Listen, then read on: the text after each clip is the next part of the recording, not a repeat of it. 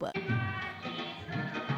कैसा लग रहा है मैडम? फेशियल कैसा लग रहा है? शादी के पहले आता है सीजन शादी.com का। आज ही डाउनलोड कीजिए।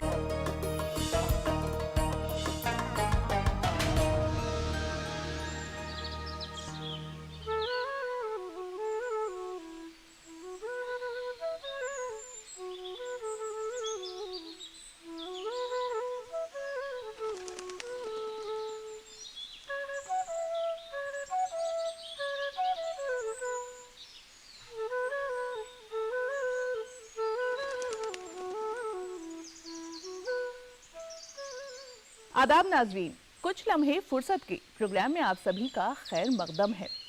भाई हम खवातीन फुर्सत के लम्हों में भी काम की ही बातें करती हैं और सुनती भी हैं, और हमारा ये प्रोग्राम तो काम की बातों से भरपूर है। नाजरीन, अपनी सेहत का खास ख्याल रखना हर इंसान का फ़र्ज़ है, लेकिन हम खवातीन घर की जिम्मेदारियों में इतनी मसरूफ़ हो जाती हैं कि अपनी सेहत को नज़रअंदाज कर देती हैं, जबकि हमें अपनी सेहत का ख़ास ख्याल रखने की ज़रूरत है। अच्छी सेहत के लिए बहुत से लोग अलग अलग तरह के खेल खेलते हैं, जिम ज्वाइन करते हैं, स्विमिंग करते हैं, लेकिन वही वक्त की कमी के चलते इसे बीच में ही छोड़ देते हैं। लेकिन एक बेहद आसान ज़रिया है जिसे अपनाकर हम घर में ही अच्छी सेहत हासिल कर सकते हैं, फिट रह सकते हैं, और वो है योग।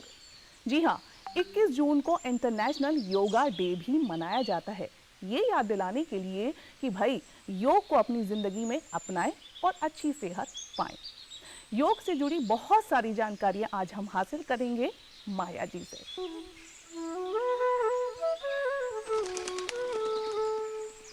नाज़रीन, जैसा कि हमने आपको बताया कि योग हमारी जिस्मानी और नफ्सियाती सेहत हासिल करने का एक बेहतरीन ज़रिया है।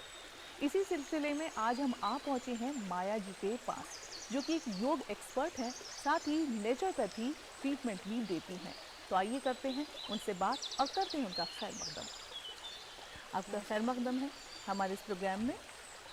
माया जी, जैसे कि योग की बात हो रही है, सबसे पहला और अहम सवाल, अक्सर लोग बहुत पसीने बहाते हैं खुद को फिट रखने के लिए, भाग दौड़ करते हैं, जिम ज्वाइन करते हैं, लेकिन योग जो कि सिर्फ बैठ के होता है या फिर खड़े होकर या फिर लेट कर, ज़्यादा पसीने बहाने की भी ज़रूरत नहीं है, फिर भी हम इतना फिट और इतना फ्रेश फील करते हैं, तो ये कैसे मुमकिन होता है? एक्चुअली क्या है कि योग हमें खुद से कनेक्ट करता है, और योग जब हम करते हैं तो पूरा ऑक्सीजन लेते हैं, ब्रीदिंग पे ज़्यादा फोकस करते हैं, और अच्छे से सांस लेने से, ब्रीदिंग अच्छे से करने से हमें पूरा ऑक्सीजन मिलता है। और जब हमें पूरा ऑक्सीजन मिलता है तो हम बिल्कुल फिट हो जाते हैं, हेल्दी हो जाते हैं, स्वस्थ रहते हैं। और जब हम पूरा स्वस्थ रहते हैं तो हमें बहुत एनर्जी फील होती है। और योग से एनर्जी इसलिए बढ़ती है कि ऑक्सीजन बहुत मिलता है, हमारा ब्लड प्यूरीफाई होता है, हम बिल्कुल स्वस्थ हो जाते हैं, और बैठे और लेटने से भी हम बिल्कुल ज़्यादा तरोताज़ा और पीस फील करते हैं। माया जी, अगर बात करें घर की ख़वातीन की, तो अक्सर बच्चों की देखभाल में या और कामों में उन्हें वक्त नहीं मिल पाता खुद की सेहत पर ध्यान देने का। तो ऐसे कौन सी वर्जिश है या योग है जो वो चलते फिरते किचन में या कभी भी कर सकती हैं, उसके लिए उन्हें ख़ास तौर से वक्त निकालने की ज़रूरत ना पड़े? जो घर की महिलाएं हैं उन्हें बहुत काम होता है, कभी कभी इन्हें बिल्कुल भी टाइम नहीं होता। जिसके छोटे बच्चे होते हैं वो रात भर जगती हैं और बिल्कुल भी मॉर्निंग में अलग से वो योग नहीं कर सकती, मैट बिछा के अलग से।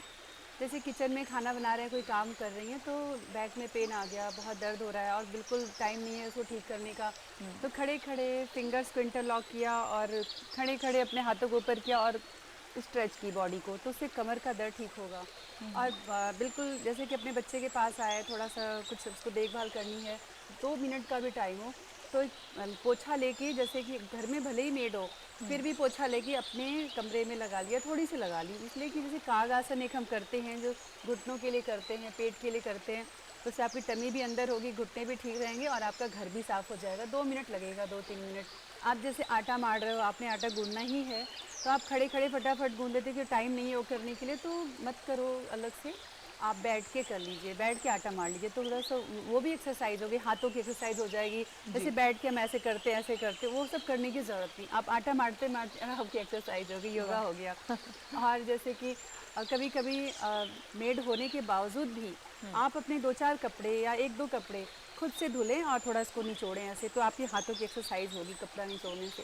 इस तरह से महिलाएं घर में रहते हुए भी अपने काम को करते करते, योग करते करते फिट रह सकते हैं। अपने तालू को पैलेट से लगा के काम करें, डबल चिन नहीं होगी और इससे जो है भूख प्यास पे कंट्रोल होता है। जैसे बहुत भूख लगती है, बहुत ज़्यादा खाते हैं, वेट बढ़ जाता है, तो उससे भूख प्यास लगेगी नहीं, जब फील नहीं होगा तो आप ज़्यादा खाओगे नहीं और आपको अलग से योग भी नहीं करना पड़ रहा है। आपने बस तालू को टंग को पैलेट से लगा के अपना काम करते रहना है। अरे माया जी, ये तो वही वाली बात हो गई, एक पन दो काज। आपने छोटी छोटी बातें जो बताई हैं उसे हम अगर अपना लें तो फिट भी रह सकते हैं और बहुत ही जो छोटी छोटी सी बीमारियां हैं उनसे भी निजात पा सकते हैं। बिल्कुल। अच्छा माया जी, एक अहम सवाल ये है कि अक्सर हम योग में भी काफ़ी मुश्किल एक्सरसाइज देखते हैं जिन्हें देखकर हम अक्सर डर जाते हैं, हम ख़वातीन ख़ासतौर से, कि नहीं कर पाएंगे। तो ये वाकई में मुश्किल होती हैं या कोई ऐसी आसान एक्सरसाइजेज हैं जिन्हें हर उम्र की खातून कर सकती है? बिल्कुल, पावर योगा या बहुत फास्ट या कठिन आसन, टफ एक्सरसाइजेज योगा में जो होते हैं, कठिन आसन, तो वो अच्छे तो बहुत लगते हैं और करना भी सब चाहते हैं, करना भी चाहिए, लेकिन हर किसी को नहीं करना चाहिए। जैसे कि अगर आप बीमार हैं, बुजुर्ग हैं, एज ज़्यादा, लेकिन आप शुरू से एक्सरसाइज कर रहे हैं, आपकी बॉडी फ्लेक्सिबल है, आपको कोई डिजीज़ नहीं, प्रॉब्लम नहीं है, तो कर सकते हैं। हमारा सूर्य नमस्कार देखिए, सूर्य नमस्कार तो अपने आप में एक अद्भुत योगा है। ट्विस्टिंग कर लें और ब्रीदिंग कर लें, फिर तो और कुछ करने की ज़रूरत ही नहीं है। पावर योगा से भी बहुत ज़्यादा अच्छा है, इससे अच्छा पावर योगा कोई नहीं हो सकता। अच्छा। लेकिन फिर भी अगर किसी को बहुत बैकएक है तो कर सकते हैं, लेकिन किसी योगा एक्सपर्ट की देख रेख में करें, क्योंकि बैकवर्ड फॉरवर्ड बेंडिंग या जालंधर बंद लगाना, कुछ बंद ऐसी क्रियाएं हैं और आसन हैं जो अपने मन से बहुत नहीं करना चाहिए, तो उससे नुकसान हो सकता है। लेकिन ये ज़रूरी नहीं है कि कठिन आसन और बहुत पावर योगा और बहुत फास्ट और टफ आसन करके ही आप स्वस्थ रह सकते हैं। आप बहुत नॉर्मल सी ब्रीदिंग और सूक्ष्म व्यायाम, माइक्रो एक्सरसाइजेज करके बिल्कुल 100% फिट रह सकते हैं। माया जी, ये तो हुई पावर योगा या मुश्किल एक्सरसाइज की बात कि किसे करना चाहिए, किसे नहीं करना चाहिए। अगर हम जनरल फिटनेस की बात करें तो कुछ एक्सरसाइजेज आप हमें बताएं। जी बिल्कुल, मैं आपको बताती हूँ आसान सी एक्सरसाइजेज, बिल्कुल खड़े होके, बैठ के, लेट के आप बिल्कुल इजी तरीके से कर सकते हैं, जिससे आप बिल्कुल फिट रहेंगे। आपको बहुत कठिन आसन एक्सरसाइज करने की कोई ज़रूरत नहीं है। आप आराम से बैठ के, लेट के, चलते फिरते कभी भी कर सकते हो और बिल्कुल सभी कोई कर सकता है, हर एज के लोग कर सकते हैं, बच्चा, बूढ़ा, जवान, कोई भी कर सकता है। योगा स्टार्ट करने से पहले हमें ब्रीदिंग एक्सरसाइज ज़रूर करनी चाहिए। पहले तो अपने को स्टेबल कर लेना चाहिए, प्रिपेयर कर लेना चाहिए योग करने के लिए। सबसे पहले किसी भी आसन में बैठ जाएं, सुख आसन, पद्मासन, जो भी आसन आपको कंफर्टेबल लगे। ये मैं अर्ध पद्मासन में बैठी हुई हूँ। पद्मासन होता है राइट लेग को उठा के लेफ्ट थाई पे और लेफ्ट को उठा के राइट थाई पे, ये पद्मासन होता है। तो सभी लोग इस पर नहीं बैठ सकते। जैसे ही आप एक लेग उठा के ऊपर रखते हो तो आपकी बैक ज़्यादा स्ट्रेट हो जाती है। ऐसे बैठ जाएं और फिर ध्यान मुद्रा बना लें। ऐसे अपनी इंडेक्स फिंगर और थंब की टिप को ऐसे मिला लें, ऐसे अपने दोनों नीज के ऊपर रख लें, ध्यान मुद्रा में बैठ जाएं और एक लंबा गहरा सांस लें अंदर और बाहर छोड़ें। डीप ब्रीदिंग करें, भस्त्रिका प्राणायाम, स्लोली लंबा गहरा कम से कम 10 बार सांस लें और छोड़ें। यदि आप कोई योग नहीं करते तो कम से कम बेड पे उठते ही, बेड के ऊपर बैठे बैठे ही आप लंबा गहरा सांस, अपनी खिड़की दरवाज़ों को खोल दें, थोड़ा खिड़कियाँ खोल दें, थोड़े एयर अंदर आए, बाहर की हवा आए थोड़ा, तो ये खोल के आप लंबा गहरा सांस लीजिए, छोड़िए, तो पूरा ऑक्सीजन आपको मिलेगा। वैसे भी काम करते करते अगर आपको टाइम मिलता है याद कर लीजिए, बल्कि अलार्म लगा लीजिए और हर घंटे 5-10 बार डीप ब्रीदिंग कर लीजिए।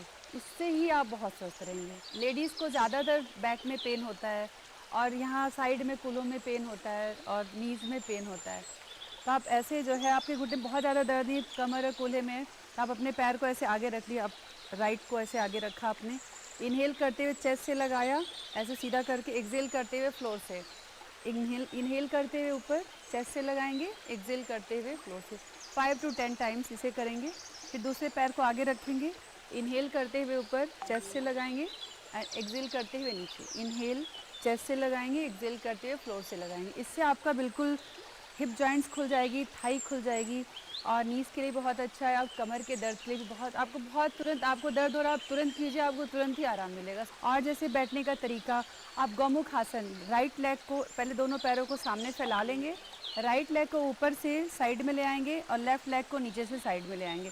जैसे आप इस आसन में बैठते हैं, आपकी दोनों साइड में बहुत अच्छी स्ट्रेचिंग आती है। इस स्ट्रेचिंग से आपके बैक में और साइड में इसके पेन में आपको बहुत आराम मिलता है। और अब ऐसे कर, बिल्कुल ऐसे बैक को स्ट्रेट करते, जब हम बैक को स्ट्रेट करते हैं बिल्कुल साइड में स्ट्रेचिंग होती है और बैक का पेन ठीक होता है। ऐसे पता भी नहीं चलेगा कि आप कुछ कर रहे हो, योग कर रहे हो, आप आसन कर रहे हो, लेकिन आसन में आप बैठ के बातें भी कर रहे हो, बैठे बैठे आराम से आपका योग हो रहा है। लेकिन अगर आप अलग से योग कर रहे हो या फिर आपके पास टाइम है तो राइट हैंड, जो राइट लेग ऊपर है तो राइट हैंड को ऊपर उठा के और हाथ को और पीछे से नीचे से और ऐसे फिंगर्स को इंटरलॉक कर लेना है ऐसे, और ऐसे बैठना है। चेयर पे बैठ के जैसे आप ऐसे भी बैठ के कर सकते हो, चेयर पे भी बैठ के कर सकते हो।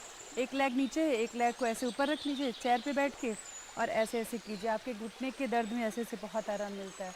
और ऐसे आप बैठे हो, ऐसे बैठ के राइट लेग को आपसे फोल्ड किया और ऐसे लेफ्ट से पकड़ा हुआ आपने, इनहेल करते हुए चेस्ट से लगाइए, एक्सहेल करते हुए फ्लोर से। कमर बिल्कुल सीधी रहनी चाहिए, इससे आपकी कमर और छाती और साइड की कूल्हे का दर्द बिल्कुल ठीक हो जाता है।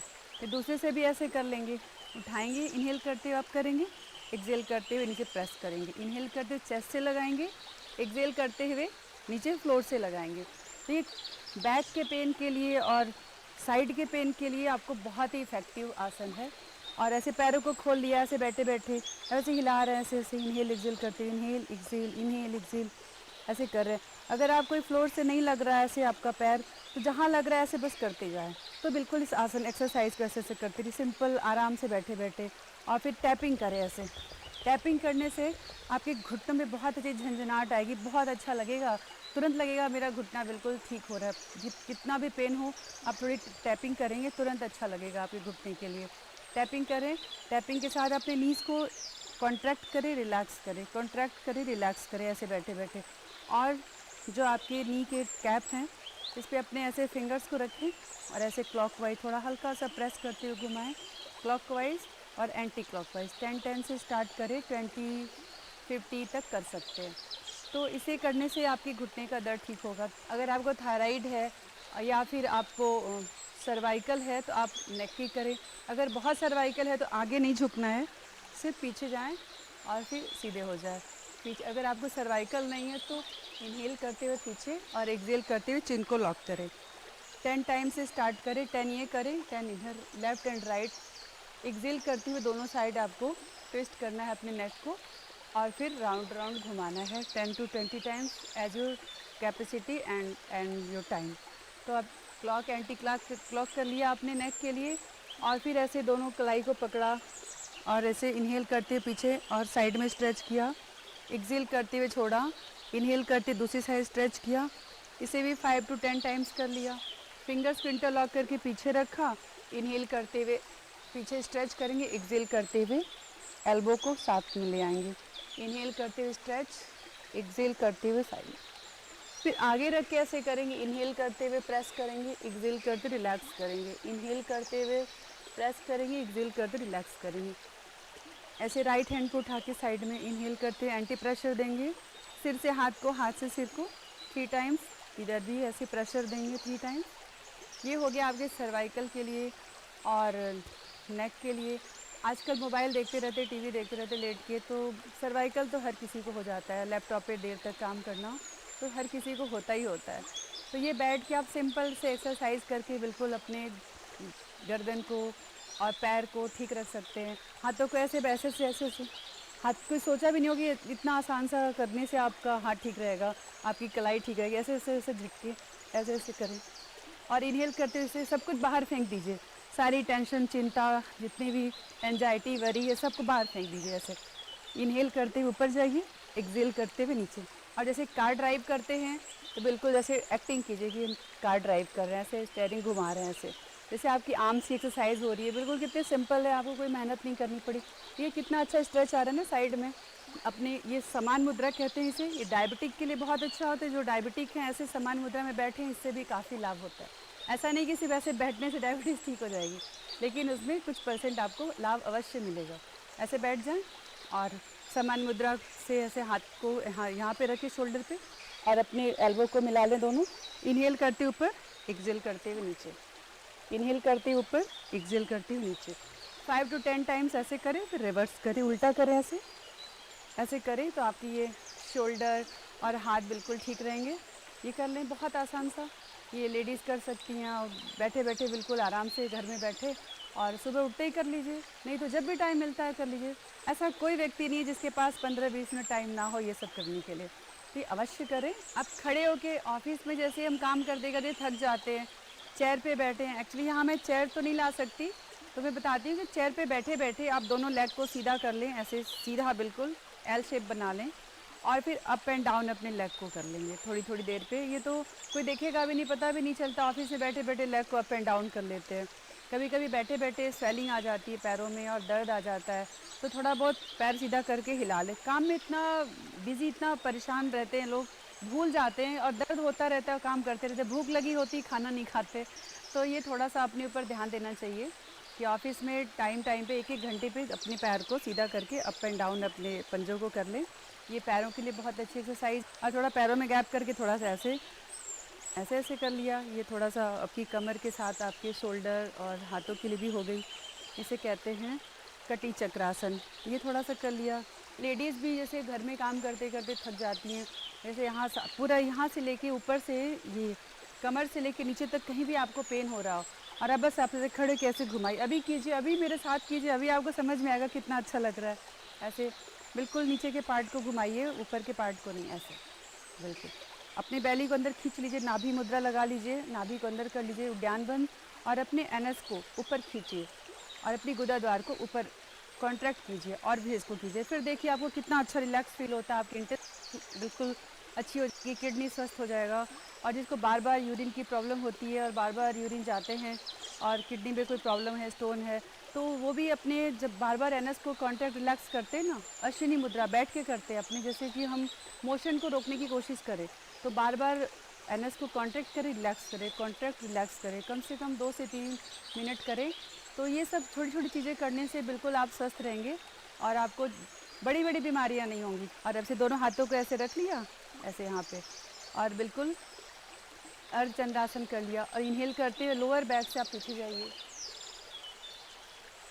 वापस आ जाइए, कुछ सेकंड आप होल्ड कीजिए, पीछे वापस आ जाइए। ऐसे पीछे जाने से आपकी कमर का दर्द ठीक होगा, आराम मिलेगा आपको। और अगर आपको बैक में पेन हो तो कभी फॉरवर्ड बेंडिंग नहीं करनी चाहिए, और अगर आपके बैक में कोई पेन नहीं है तो आप बैकवर्ड फॉरवर्ड बेंडिंग कर सकते हैं। तो इस तरह से छोटी छोटी चीज़ें, ऑफिस में तो आप बैकवर्ड फॉरवर्ड ऐसे सबके सामने तो नहीं कर सकते, आप वॉशरूम में जाके थोड़ी देर 1-2 मिनट कर लीजिए, 1-2 सेकंड कर लीजिए, तो उससे भी आपको बहुत आराम मिलेगा। और जैसे आइज़ बहुत थक जाती हैं ऑफिस में काम करते करते, लैपटॉप पे बहुत देर से हम काम कर रहे हैं, तो अपने आइज़ को ऐसे ऐसे ब्लिंक कीजिए, बार बार ऐसे ऐसे सामने थोड़े दूर पे देखिए और आइज़ को ब्लिंक कीजिए बार बार। तो इससे भी आपको आइज़ को बहुत आराम मिलेगा, रिलैक्स फील होता है, आप ताज़ा हो जाएंगे फिर से काम करने के लिए। और थोड़ी देर 1 सेकंड 2 सेकंड के लिए हेड डाउन कर लीजिए और बैठ जाइए, और बिल्कुल थॉटलेस हो जाइए, बिल्कुल कुछ मत सोचिए, हेड डाउन करके रिलैक्स कीजिए, आइज़ को ब्लिंक कर लीजिए, और इस तरह से आपकी आंखें ठीक रहेंगी। और बैठे बैठे भी आप काम करते करते अपने सर को सीधा कर लीजिए और थोड़ा लेफ़्ट राइट ऐसे घुमा लीजिए, ऐसे ऐसे ऑफिस में सबके सामने भी कर सकते हैं 4-6-10 बार, इससे कोई किसी को बुरा नहीं लगेगा, सभी को पता है, सभी लोग करें। तो इस तरह से आप चलते फिरते उठते बैठते 24 घंटे योग कीजिए और स्वस्थ रहिए। माया जी, आपकी ये एक्सरसाइज देखकर तो वाकई मुझे भी बहुत मतलब फ्रेश फील हो रहा है, और मुझे लग रहा है कि अब मैं भी इसे रूटीन में अपने ये शामिल करूँगी, रोज़मर्रा की ज़िंदगी में शामिल करूँगी और फिट रहने की पूरी कोशिश करूँगी। अच्छा, ये तो हमने देखा, आपने हमें जो दिखाया, अच्छी अच्छी एक्सरसाइजेज दिखाई, लेकिन क्या कोई उसूल भी होते हैं, कुछ हमें रूल्स भी फॉलो करने होते हैं इसके लिए? जी बिल्कुल, कुछ रूल्स तो होते हैं, लेकिन बहुत कठिन रूल्स नहीं हैं। लेकिन जैसे आसन करने के लिए, योगा करने के लिए, जैसे कहते हैं यम नियम आसन प्राणायाम प्रत्याहार धारणा ध्यान समाधि अष्टांग योग, ये सारे साथ साथ चलते हैं।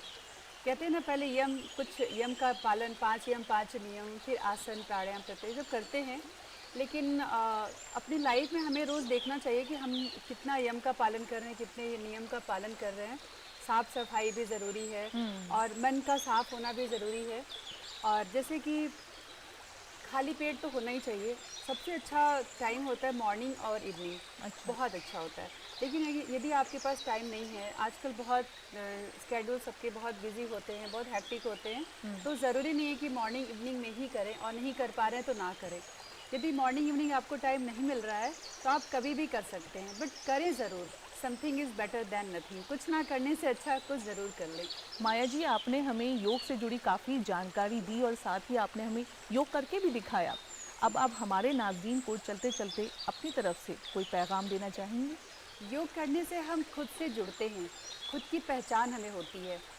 तो खुद से जब हमारी पहचान होती है तो हम अच्छे अच्छे काम करते हैं। हमें पता चलता है कि हमें हमारा उद्देश्य क्या है जीवन का, हम क्यों आए यहाँ पे। तो हम अच्छे अच्छे जब काम करते हैं फिर बिल्कुल स्वस्थ रहते हैं, क्योंकि हमें कभी भी टेंशन नहीं होती। और किसी बाहरी चीज़ की अगर कोई बाहर से सिचुएशंस आती भी हैं तो हम उससे निकलने का रास्ता मिलता है। हम खुद से जब कनेक्ट होते हैं, खुद से बातें करते हैं, तो हमारे भीतर से अंदर से हमें आवाज़ आती है, हमें सल्यूशन मिलता है। बाहर में कुछ भी सल्यूशन नहीं रखा कि थोड़ी देर अवश्य अकेले में बैठे खुद से बातें करें, मेडिटेशन करें। माया जी, आपने बिल्कुल सही फरमाया। योग कहा जाए तो हमारी हर बात में शामिल है। चलते फिरते उठते बैठते किसी भी तरीके से हम योग को कर सकते हैं और सेहतमंद रह सकते हैं। आपका बहुत बहुत शुक्रिया। आपने हमें इन खुशनुमा वादियों में योग सिखाया और बहुत सारी योग की बातें भी की। तो चलिए नाजरीन, चलते हैं अब अपने अगले सेगमेंट की तरफ। नाजरीन, एक खुशनुमा माहौल में हमने योग किया। बहुत ज़्यादा फ्रेश फील कर रही हूँ मैं तो, और उम्मीद करती हूँ कि आपको भी काफ़ी मज़ा आया होगा। जिस तरीके से योग के ज़रिए हम अच्छी सेहत हासिल कर सकते हैं, उसी तरह से एक अच्छे दिन की शुरुआत भी बहुत ज़रूरी है। और एक अच्छी दिनचर्या को आयुर्वेद के अंदर बहुत अच्छे तरीके से बताया गया है। बहुत सारे तरीके भी हैं। कौन कौन से तरीके हैं वो, आइए लेकर चलती हूँ आपको योगिता जी के पास, जो हमें आयुर्वेद से जुड़ी जानकारी देंगी।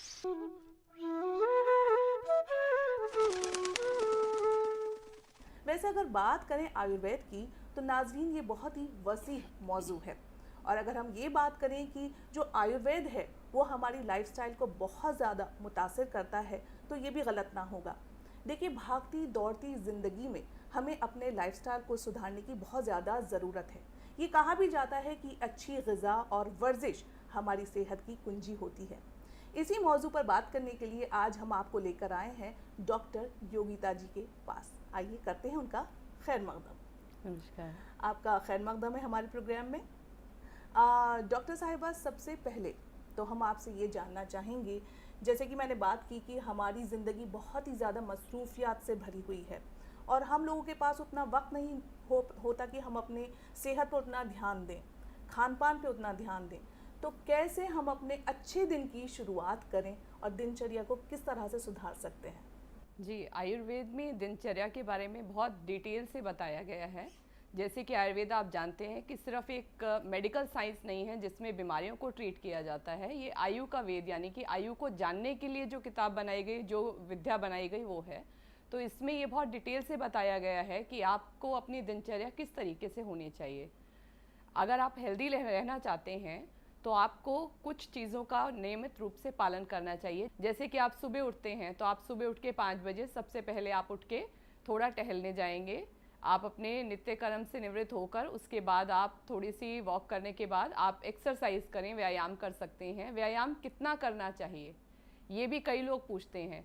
तो एक आयुर्वेद में लिखा हुआ है आयास जनन कर्म। जब तक आपको जो है पसीना आता है और आपको थकान होने लगे तो उस लिमिट तक आपको व्यायाम करना है। ये नहीं कि आप लगातार आप रोज़ नहीं करते हैं लेकिन आप कुछ दिनों के बाद अचानक आपको याद आता है कि आज तो मुझे व्यायाम करना है, तो आप बहुत ज़्यादा कर लेते हैं।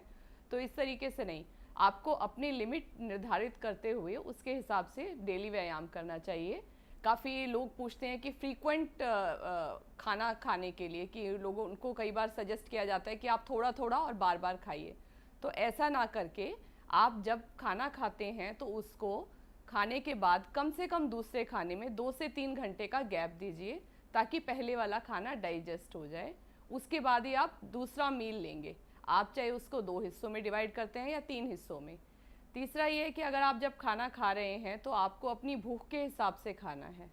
हमारा धीरे धीरे जब हम रोज़ खाना खाते हैं तो एक निश्चित समय पर हमें भूख लगती है। तो अगर आपको आज भूख नहीं लगी है तो ये मेरा सजेशन रहेगा कि आप उसको अवॉइड करिए। जब तक आपकी बॉडी क्लॉक आपको नहीं बताती है कि आप खाना खाएं, तब तक आप खाना उसको ना लें।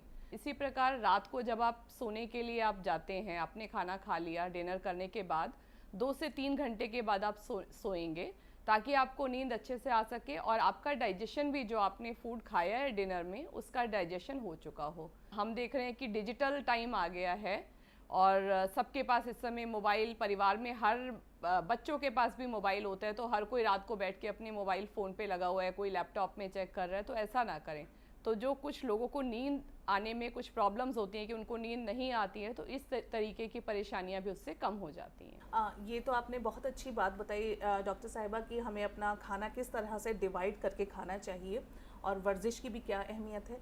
लेकिन अक्सर ये भी होता है कि हम जो मतलब खाना जो है कभी कभी ऐसा खा लेते हैं जो बहुत भारी पड़ जाता है। जैसे कि आप मान लीजिए हम कहीं बाहर गए, किसी शादी में गए, किसी फंक्शन में गए, तो कहीं ना कहीं बेएहतियाती हो ही जाती है, या फिर ट्यूरिंग जॉब है हमारी, तो उसके लिए हम कैसे मैनेज करें ख़ुद को। कई बार हमें ख़ुद को भी ये फील होता है कि हमने ओवर ईटिंग कर ली है। खाने के बारे में जहाँ तक आपने बात की है, तो मैं आपको ये बताना चाहूँगी कि हम कहते हैं 5 आवर्स जो हैं बहुत इम्पॉर्टेंट हैं जी। आप राइट टाइम पे खाना खाइए, right quantity, right quality, right method of preparation and right place. तो ये तो एक जनरल हो गया कि किस तरीके से हमें इन 5 चीज़ों पे ध्यान देना है। जहाँ तक आपने टूरिंग जॉब की बात बताई है, तो आजकल ऐसा जैसे world is a small place now, जब आप वैसे भी टूरिंग जॉब कर रहे हैं तो आपको वहाँ किस तरीके का खाना मिलेगा ये आपके लिए निर्धारित नहीं होता। आपको नहीं पता होता कि किस तरीके का खाना आपको वहाँ मिलने वाला है।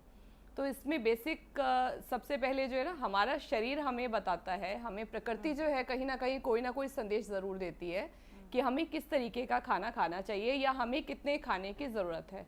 तो आप जो आपके लिए साथ में, यानी कि जो आप रेगुलर खाते हैं उस तरीके का खाना लेंगे। जब आप कहीं बाहर जाते हैं तो आपको जो साथ में, यानी कि जो खाना आप अपने जहाँ पर रहते हैं वहाँ आप रेगुलर जिस तरीके का फूड खाते हैं तो उसी तरीके के फूड की तरफ जाइए। कुछ चीज़ें आपको ध्यान रखना है, जैसे कि आप दही रात में ना खाएं।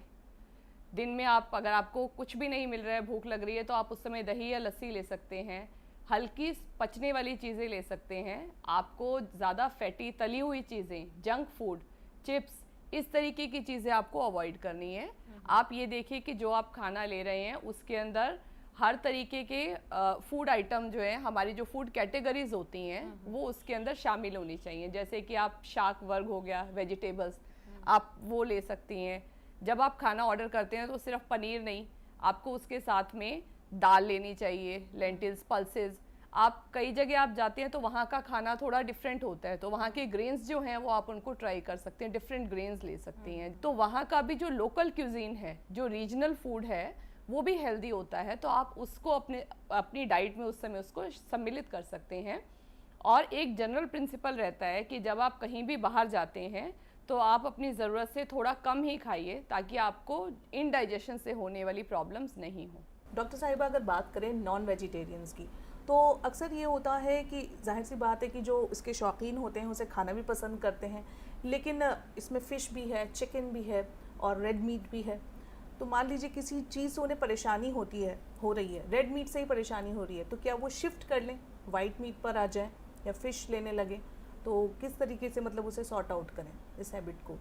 अगर आप मीट खाने के शौकीन हैं या खाते हैं, आपकी डाइट में अगर वो रेगुलर सम्मिलित है और आपको लग रहा है कि मुझे अभी उसे खाने से प्रॉब्लम्स हो रही हैं, तो फ़िश जो है वो बहुत अच्छा होता है, इजीली डाइजेस्टिबल होता है, आप उस पर शिफ्ट हो सकते हैं। इसके अलावा आपको ध्यान ये देना है कि जब भी आप किसी भी तरीके का मीट आप खाते हैं तो it should be properly cooked. Unripe जो है, अब अध कच्चा जो अनकुक्ड फूड होता है या हाफ कुक्ड है, वो आपको नहीं लेना है, तो उससे आपको ज़्यादा प्रॉब्लम्स नहीं होंगी। तो आप इस तरीके से अपनी जो आपको रेगुलर, आप जो खाने में जिस तरीके का भी इस्तेमाल करती हैं, आप उसको फुली कुक लीजिए। दूसरा ये है कि आप उसकी क्वांटिटी को कम कर सकते हैं। अगर आपको उससे इंडाइजेशन हो रहा है तो आप उसको क्वांटिटी को आप मॉडरेशन में लेकर, वो आपको इस तरीके की फिर तकलीफ नहीं होगी। डॉक्टर साहिबा, वैसे तो बहुत तरह की वर्जिश होती हैं, लेकिन अगर योगा की बात करें, जो कि हम घर पर भी बहुत आसानी से कर सकते हैं, तो किस तरह से ये हमारे लिए मुफीद है? योग जो है एक बहुत ही साइंटिफिक प्रकार का व्यायाम पद्धति है। इसमें जितने भी योगासन आप देखेंगे वो किसी ना किसी तरीके से नेचर से इंस्पायर्ड हैं। आप जब ताड़ासन की बात करते हैं, वृक्षासन की बात करते हैं, मयूरासन है, तो ये हमारे जो प्रकृति में ऑलरेडी अवेलेबल हैं जानवर हो गए, भुजंग आसन है, तो उन सब से इंस्पायर्ड होते हैं। तो इनका एम जो योग का रहता है वो बॉडी के हर मसल को, हर बॉडी पार्ट को एक पर्टिकुलर पॉइंट्स पे जहाँ पर आपको स्ट्रेस रहता है बॉडी में, तो उन सबको रिलीव करने का रहता है। तो योग जो है एक अपने आप में एक संपूर्ण व्यायाम कह सकते हैं। जैसे हम कहते हैं कि ब्रिस्क वॉकिंग जो है वो सबके लिए अच्छी होती है, ऐसे योग भी जो है बहुत सारे गुणों से भरा हुआ है। योग को करते हुए आपको सबसे ज़्यादा जो इसमें मैंने देखा है वो एक स्टेबिलिटी जो है बॉडी में, आप चलते हैं, बाकी व्यायाम करते हैं, उसमें इतनी नहीं है। ये it brings stability to your life, आपको स्ट्रेस रिलीव करता है। बच्चों में जब योग बच्चे अगर करते हैं रेगुलरली, तो उसमें ये देखा गया है कि उनका स्टडीज़ में जो कंसंट्रेशन स्पैन होता है, अटेंशन स्पैन होता है, वो उनका बढ़ जाता है। तो हम इस तरीके के जो बच्चे, माएँ हमारे पास आती हैं और कहती हैं कि उनके बच्चों का पढ़ाई में ध्यान नहीं लगता, या वो कभी एक चीज़ को करते हैं फिर थोड़ी देर में दूसरी चीज़ करने लग जाते हैं, तो उनमें हम उन्हें योग करवाने की सलाह देते हैं कि वो योगासन करवाएं, थोड़ी देर उनको प्राणायाम करवाएं। जैसे कि प्राणायाम है वो लंग्स की बहुत अच्छी एक्सरसाइज है, आप किस तरीके से ब्रीदिंग करें, तो धीरे धीरे ये आपकी ग्रेजुअली जो है आपकी बॉडी में बेनिफिट्स लाना शुरू कर देती है। योगिता जी, आपने हमारे नाज़रीन को बहुत ही अच्छी जानकारी मुहैया कराई। वाकई ये सही बात है कि अगर हम खान पान अपना अच्छा रख रहे हैं तो ये भी ज़रूरी है कि हमें वर्जिश भी समय समय पर करते रहना चाहिए। लेकिन यहीं तक हमारा सफ़र आखिर नहीं है, अगली मर्तबा फिर हम आपके पास आएंगे कुछ और अहम जानकारी हासिल करने के लिए। नाज़रीन, मुझे उम्मीद है कि आपको आज का हमारा ये शुमारा काफ़ी पसंद आया होगा। हमारी पूरी कोशिश रही है कि योग से जुड़ी और सेहत से जुड़ी बातें आप तक हम पहुंच जाएं। फिलहाल के लिए बस इतना ही, अगली मर्तबा फिर होगी आपसे मुलाकात। तब तक के लिए खुदा हाफिज।